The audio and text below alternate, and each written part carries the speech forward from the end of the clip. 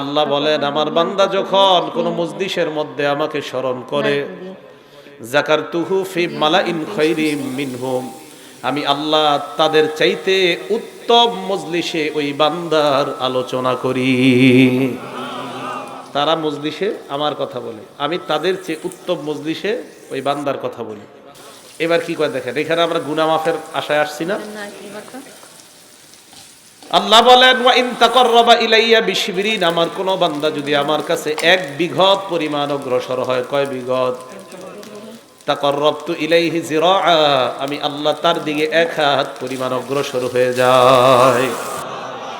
ওয়া ইন তাকাররাবা ইলাইয়া যিরাআ, আমার বান্দা যদি আমার দিকে 1 হাত পরিমাণ অগ্রসর হয়, তাকাররাবতু ইলাইহি বাআ, আমি আল্লাহ তার দিকে 2 হাত পরিমাণ অগ্রসর হয়ে যায়।